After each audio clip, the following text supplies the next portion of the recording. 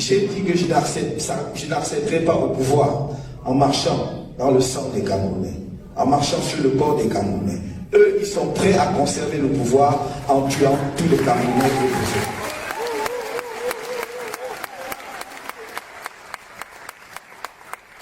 Voilà un élément fondamental de différence entre eux et nous. Ils n'aiment pas le peuple qu'ils gouvernent.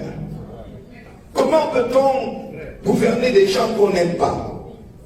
Et c'est pour cela justement qu'ils sont habités par autant de haine. Après l'élection présidentielle de 2018, nous avons envoyé un message très clair au pouvoir en place dans notre pays en disant ceci. Il existe une tragédie insoutenable dans les régions du nord-ouest et du sud-ouest. Des Camerounais tirent sur des Camerounais. Des Camerounais tuent des Camerounais. Ne me parlez pas de sécessionnistes ou d'armées régulières. Ce sont des Camerounais qui tirent sur d'autres Camerounais. Quel que soit le côté où ils se trouvent, ce sont des Camerounais qui tuent d'autres Camerounais.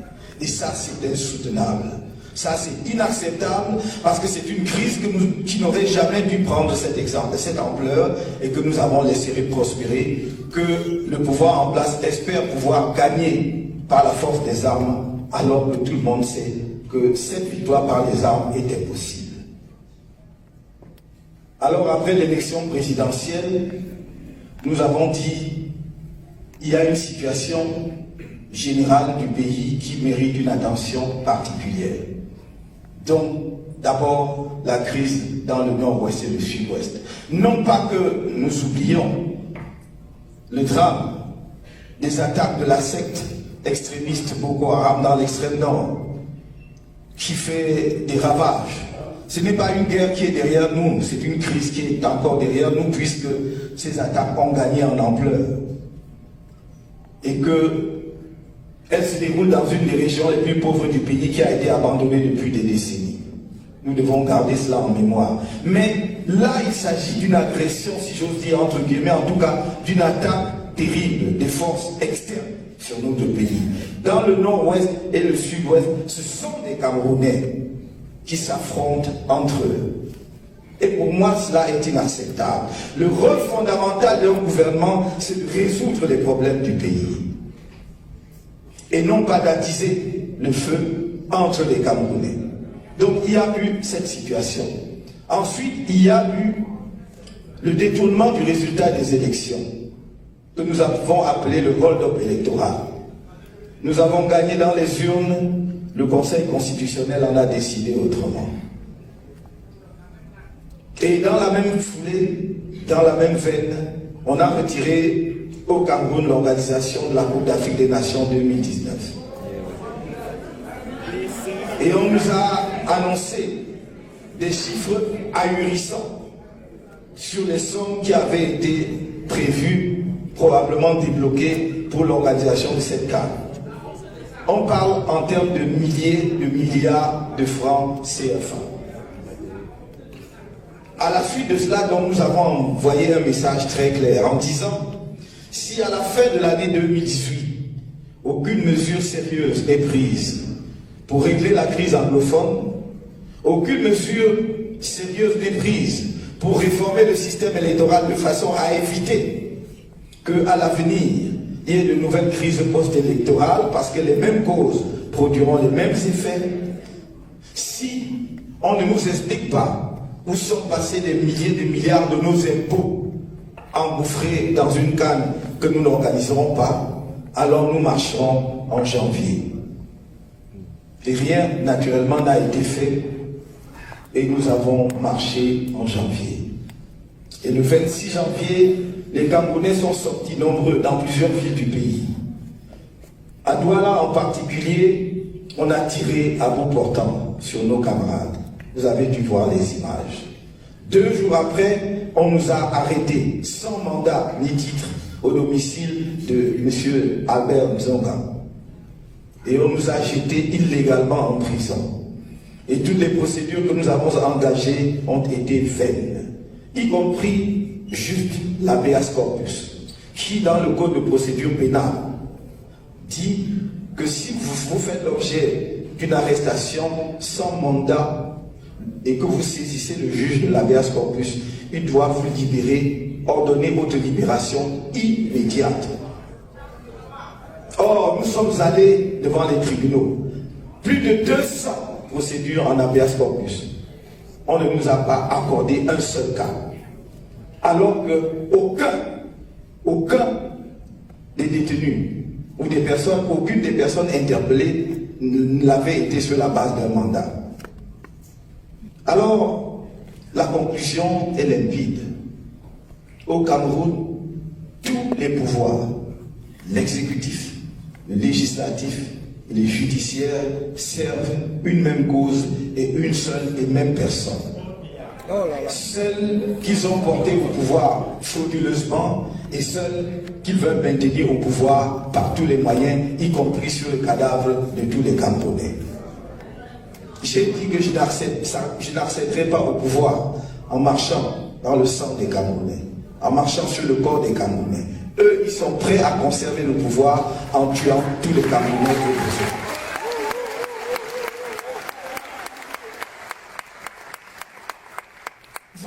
Élément fondamental de différence entre eux et nous. Ils n'aiment pas le peuple qu'ils gouvernent. Comment peut-on gouverner des gens qu'on n'aime pas? Et c'est pour cela justement qu'ils sont habités par autant de haine. Quand je dis que j'aime les Camerounais, ce n'est pas fait. Quand je vais dans les fins fonds de village, j'aime les tenir, je suis tactile, parce que je les aime vraiment.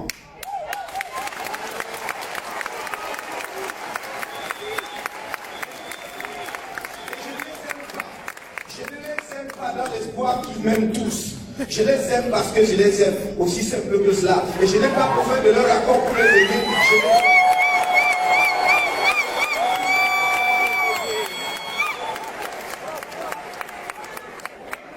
C'est sur cette base que nous allons travailler jour et nuit et que nous n'accepterons jamais la division, la haine qu'on a instillée ces dernières années dans les veines des Camerounais, les opposants les uns et les autres, par le tribalisme, montrant aux Camerounais que, au-delà en fait du discours que l'on tient, on ne veut pas leur unité, pour regarder la même direction et hisser le Cameroun au niveau où il mérite d'être en Afrique. C'est notre objectif.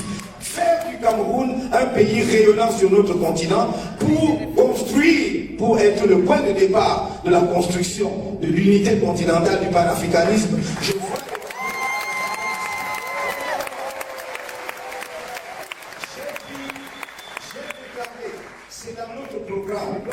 c'est dans notre programme politique, mais également à diverses étapes, je l'ai dit, notre panafricanisme est authentique, ce n'est pas un slogan, ce n'est pas une illusion. C'est un pragmatisme en effet. Mais nous ne le faisons pas. Nous ne le faisons pas pour être à la mode. Nous le faisons d'abord parce que nous connaissons la pensée panafricaniste. Et que nous nous sommes interrogés de nombreuses années sur les causes de l'échec du panafricanisme. Et nous nous sommes rendus compte que les pères fondateurs avaient eu une idée géniale, une grande idée, et que ceux qui ont suivi n'ont pas pensé cette idée comme une idée stratégique pour trouver les meilleurs moyens de la mettre en œuvre. Ma conviction est que l'idéal serait que les 54 États africains se réunissent un jour et en une sorte de comité constitutionnel pour adopter la constitution des États-Unis d'Afrique. Mais ça, c'est l'idéal. Et nous savons combien cela est difficile. Si je me disais cela, je m'arrêterais à cela, je n'aurais rien apporté de nouveau par rapport à ce qui s'est dit depuis 60 ans sur le panafricanisme. C'est pour cela que je dis, lorsque nous serons en capacité de gouverner au Cameroun, nous attaquerons le fédéralisme immédiatement avec ceux qui sont prêts.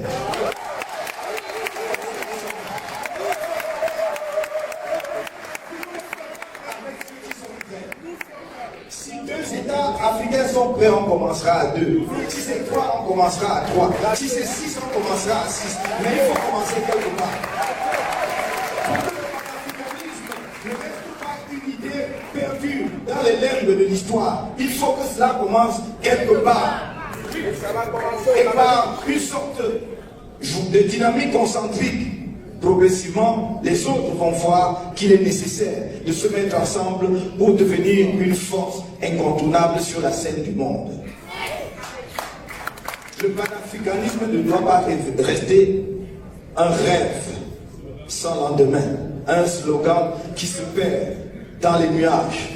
Ça doit être une réalité qui se construit. Si nous avions commencé il y a 60 ans après les indépendances à 2, nous serions à 10 ou à 20 ou à 30 aujourd'hui. Donc il faut commencer. Et dans cette même veine, j'ai dit ceci. Lorsque nous serons en capacité de gouverner le Cameroun, tous les Africains, écoutez-moi bien, tout Africain qui veut venir au Cameroun dans cette dynamique panafricaniste pour construire le développement du Cameroun et de l'Afrique sera le bienvenu. Nous créerons les conditions.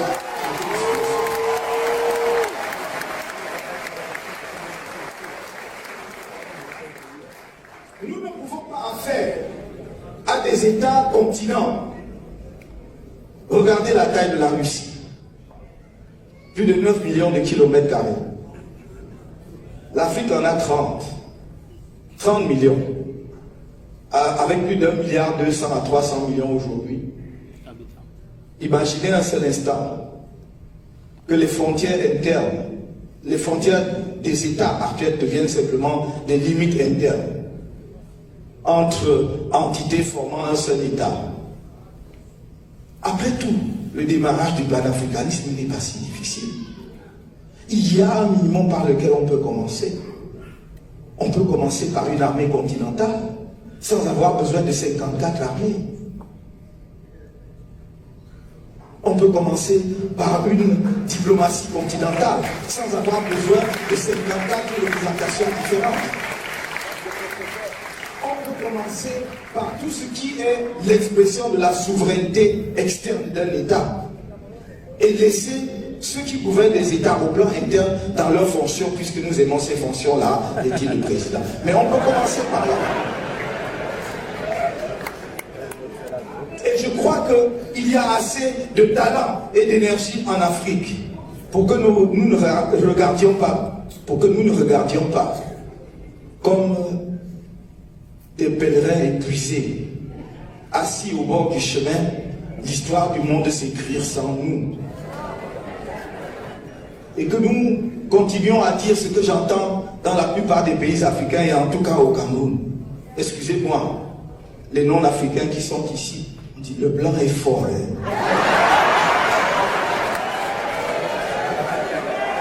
La science est la même partout sur la face du monde. La formule mathématique que vous avez ici est la même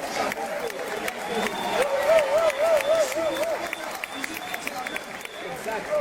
Alors, cessez de vous enfermer vous-même dès la naissance dans des complexes inexplicables. Les Indiens qui s'assoient dans leur costume traditionnel calculent la trajectoire de leur fusée avec la même formule mathématique. Alors cessez de dire, ils sont forts. Et des proverbes absolument absurdes sont nés. Si tu ne crains pas l'homme blanc, tu ne crains pas Dieu.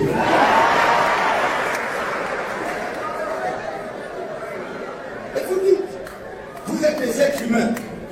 Et vous demandez la dignité. Vous l'attendez de qui? C'est vous qui imposez votre dignité.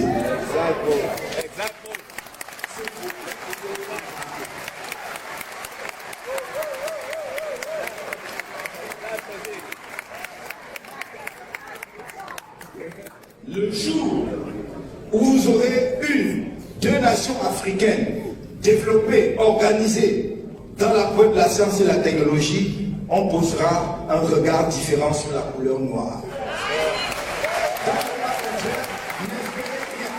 C'est pas qu'il y a le secret. Quand j'étais adolescent, on regardait les Japonais avec condescendance et on disait produit japonais, c'est de la pacotille. Et dans les années 90, 80-90, produit chinois, c'est la pacotille. Vous savez très bien comme moi, aujourd'hui, lorsque vous achetez un matériel japonais, c'est le nec plus ultra. C'est que vous êtes riche et sophistiqué parce que c'est les produits les plus chers. C'est notre capacité à participer à l'histoire du monde, au développement économique, au développement scientifique, au développement technologique. C'est cette capacité qui va faire de nous des hommes, des êtres humains, au même titre que les autres, recevant la dignité des autres. Vous pouvez travailler ici à titre individuel. Vous êtes très talentueux, vous êtes des savants. Vous faites tourner les administrations, les entreprises, les centres de recherche des pays développés. Mais chacun de vous est pris individuellement dans ses talents. D'ailleurs, j'ai entendu à l'époque, lorsque moi-même j'étais de la diaspora, parce que il fut une époque de ma vie où j'étais de la diaspora, dire ah oui, mais vous n'êtes pas comme les autres Africains. Non, je suis comme les autres Africains.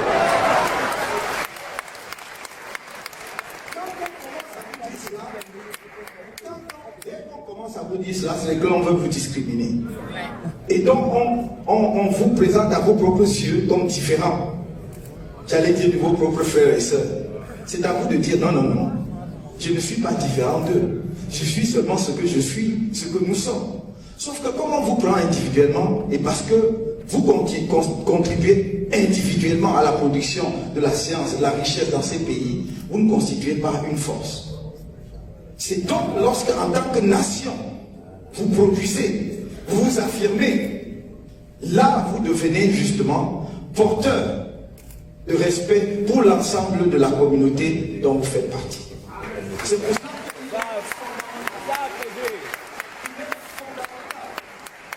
que les États africains se développent. Et pour moi, voyez, je reviens au Cameroun. Pour moi, la diaspora est une chance. La diaspora camerounaise est une chance pour le Cameroun. Eux, ils vous regardent comme des ennemis, comme des adversaires, ils vous redoutent. Moi, je vous regarde comme une opportunité unique, comme une chance incroyable.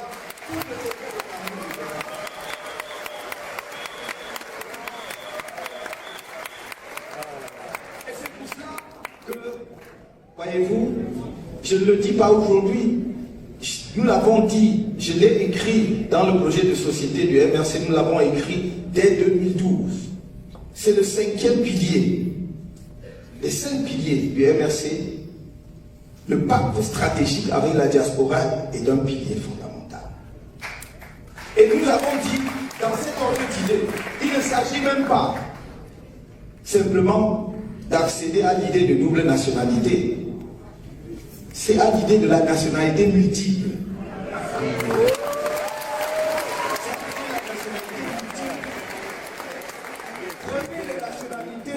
Qui vous permet de mieux insérer là où vous êtes. Mais n'oubliez jamais, comme on l'a dit tout à l'heure, que là où vous êtes, merci, là où vous êtes, c'est votre nouvelle patrie, mais nouvelle veut dire qu'il y a une ancienne. Donc, n'oubliez jamais votre ancienne patrie. Et croyez-moi, l'histoire du développement des nations montre que tous les peuples se sont développés avec des apports extérieurs. Les Africains ne doivent développer aucun complexe à l'idée que d'autres puissent venir nous accompagner dans notre développement. Mais les Africains et surtout ceux qui sont à la direction des États africains doivent définitivement comprendre que l'apport de la diaspora dans le développement des grandes nations a été crucial.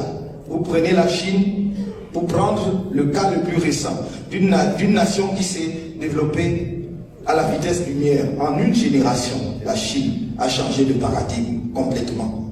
C'est après la mort de Mao, la neutralisation de la bande des quatre en 1976 et l'avènement de Deng Xiaoping que le développement de la Chine a commencé.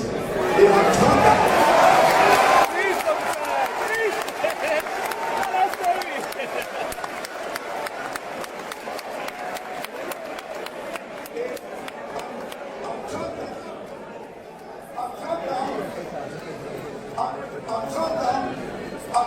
ils ont fait toute la différence. Ils ont fait la différence parce que les Chinois de la diaspora ont contribué énormément, financièrement, mais sur le plan technologique. Vous savez qu'ils sont fortement implantés dans les pays occidentaux, les États-Unis, mais également le Canada et l'Europe. Ils ont apporté le savoir-faire. Souvent, le point tampon était les zones de développement économique spécial. En face de Macao, en face de Hong Kong, il y en avait 6. Donc, la technologie venant des pays développés était expérimentée et transformée effectivement en capacité de développement industriel dans ces zones. Avec les financements nécessaires. Donc, la diaspora camerounaise, la diaspora africaine doit se mettre dans la même dynamique, dans la même logique. Vous avez accumulé de l'expérience ici, ça ne doit pas finir ici. Moi, je dis,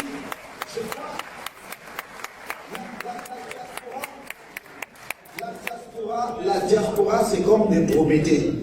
Ce sont des gens qui vont voler le feu pour ramener à la maison, pour éclairer la caverne.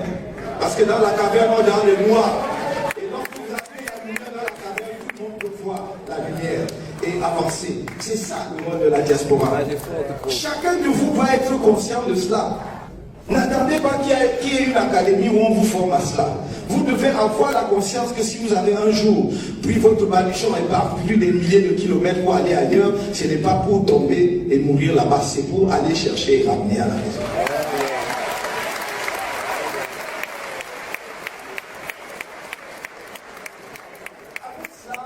Avec cela, nous allons nous développer. Je n'ai pas toute la nuit, mais je vous aurais donné des exemples concrets. Parce que quand on n'est pas fatigué, grand prof. Quand on parle de cela, il faut bien voir des expériences qui sont déroulées ailleurs et comment la diaspora a été un facteur d'accélération du développement de ces pays. Et donc nous avons dit, oui, nous créerons les conditions en termes de circulation des personnes pour que, effectivement, notre pays soit le plus attractif possible pour les autres Africains. Je veux que le Cameroun soit demain le centre de concentration des intelligences africaines pour produire tous les développements.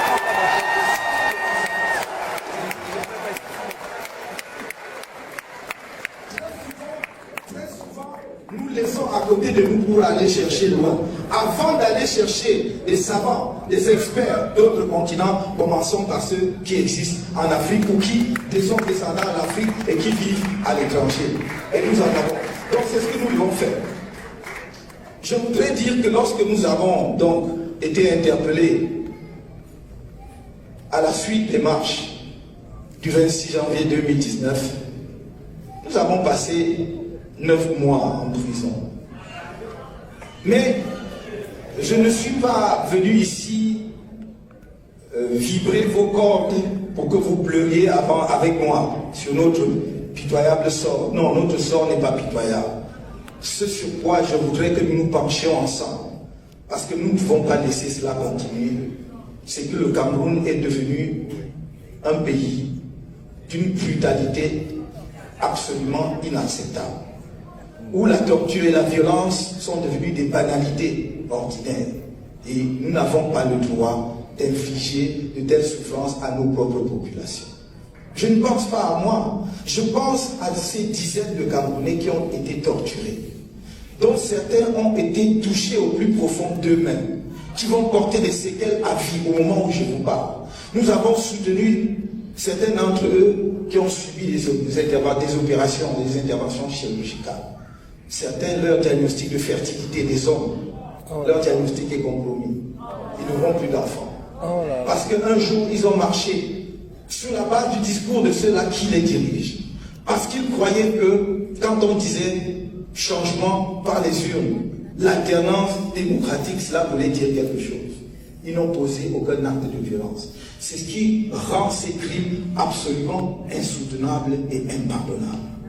Nous devons y mettre un terme le plus rapidement possible. Ne croyez pas, mes chers amis, ne croyez pas que ça ne concerne que l'autre. Ça commence par l'autre et ça vous atteint. Et inéluctablement, ça vous atteindra. Alors, il faut que partout où nous sommes, nous nous organisions pour mettre un terme à cela. Tenez, quand je dis que ça commence, ça n'épargne personne. Vous avez dû voir avec quelle brutalité extraordinaire on a dispersé les enseignants. En robe, pour accompagner la dépouille de leurs collègues tués barbairement par un élève. Avait-on besoin de cette brutalité? Est-ce qu'il posait un acte répréhensible de dire on accompagne, on veut accompagner le corps de notre collègue? N'est-ce pas le geste, le plus beau geste qu'on doit attendre de chaque corporation? Cet acte de solidarité? Et pourtant vous avez vu comment on les a réprimés. Et parmi ceux qui ont été réprimés, il y a, hélas, des gens qui, après notre arrestation en janvier, se réjouissaient de ce que cela arrive. Et il fallait que l'on nous inflige la plus sévère des peines. Mais je ne lui aurais pas souhaité, je n'aurais pas voulu qu'il fasse l'expérience de ce que nous voulions éviter de cette manière-là. J'aurais voulu qu'il comprenne cela rapidement. Peu importe, ce que nous devons savoir, c'est que la violence de la dictature n'épargne personne. Et l'histoire est là pour le montrer. Allez partout, en Europe, en Amérique latine, qui n'est pas peut-être très loin d'ici, en Europe, avec la dictature de Franco, en Espagne, partout ailleurs, ça n'épargne jamais personne. Même ceux qui passent par le processus révolutionnaire. Vous verrez que les premières photos, sur les premières photos, ils sont à 10, tous souriants. Et 2 ans après, il ne reste plus que 6. Et progressivement, après, il n'en reste que 3 ou 4. Et à la fin, il ne reste qu'une personne. C'est ça, la dictature. Elle ne tolère aucun écart. Mais ce n'est pas la dictature du développement. Ce n'est même pas la dictature éclairée. C'est la dictature pour le dictateur. Pour lui et pour lui seul. Et c'est ce qui est en train d'arriver à notre pays, ou plus exactement, ce qui est arrivé à notre pays depuis quelques années maintenant. Nous devons y mettre un terme. Le Cameroun n'est pas au niveau où il doit être. Le Cameroun, sur le plan social comme sur le plan du développement économique, est loin derrière la plupart des pays africains aujourd'hui. Il y a une trentaine d'années, nous étions dans la tranche des pays à revenus intermédiaires. En 1985-86, le revenu par habitant, c'est-à-dire le produit intérieur brut par habitant du Cameroun, était d'environ 1800 $ des États-Unis. En 1985-86. J'aurais posé la question, je saurais que ce serait une colle. J'aurais demandé, est-ce que vous savez à combien s'élève le produit intérieur brut habitant du Cameroun aujourd'hui? 1500 $. Donc on est allé de 1800 $ en 1985-86 à 1500 $ en 2020. Donc, même si nous avions maintenu les 1800 $ de 1986, ce serait déjà inacceptable d'avoir le même montant en 2020, puisque cela serait le signe d'une régression, d'une perte de pouvoir d'achat avec l'inflation et toutes les fluctuations. Mais non content de ne pas maintenir ce PIB par habitant, nous l'avons, il a chuté, il a dégringolé, décrochage de 300 $. Cela veut dire que la pauvreté augmente et augmente très vite au Cameroun.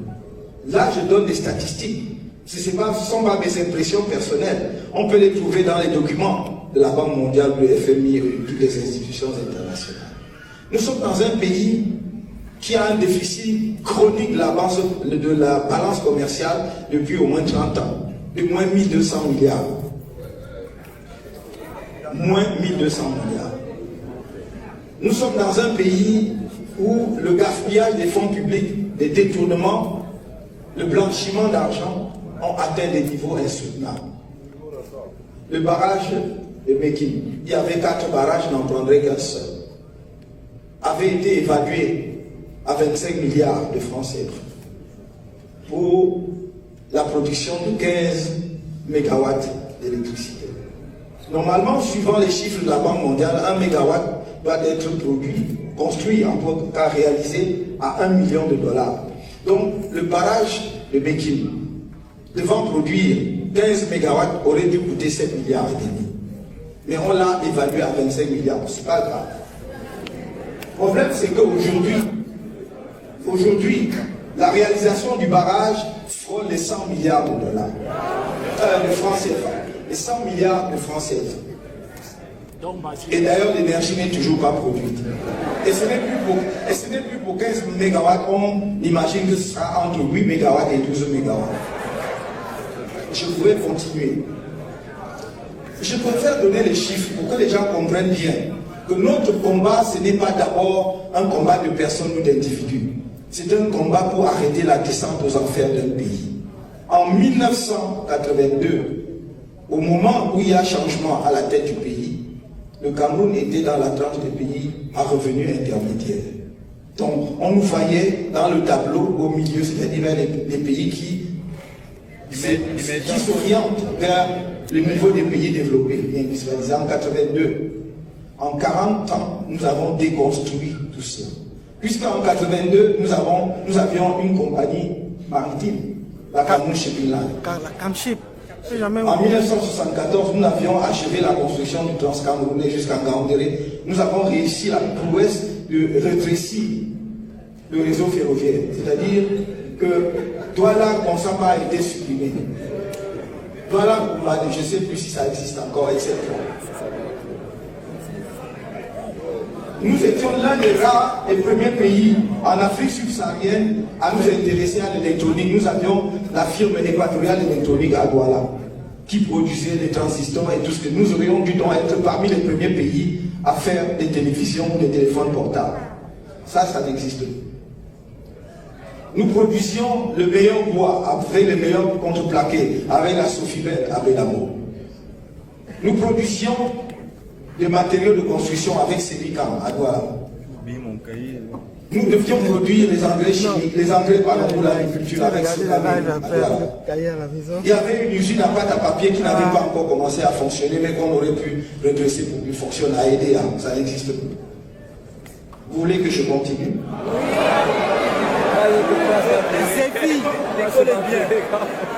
La fabrication des vélos. Ce que je vous dis, le combat que nous menons aujourd'hui, c'est même seulement pour essayer de mettre le Cameroun au niveau où il était en 82. Oh! C'est ça la question. Mais nous pouvons aller vite parce que nous avons la chance d'avoir des nouveaux moyens technologiques qui nous permettent de faire des sauts quantitatifs et qualitatifs. Et nous avons la chance d'avoir une ressource humaine de haute qualité disponible. Vous êtes là. Et c'est pour ça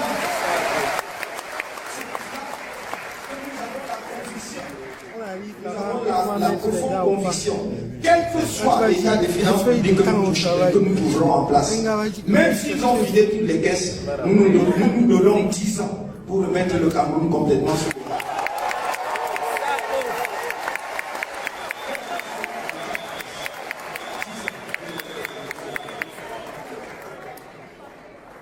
Alors je vous exhorte, mes chers camarades, mes chers amis, mes chers compatriotes, mes chers frères de la diaspora et sœurs de la diaspora africaine, regardons l'avenir avec confiance.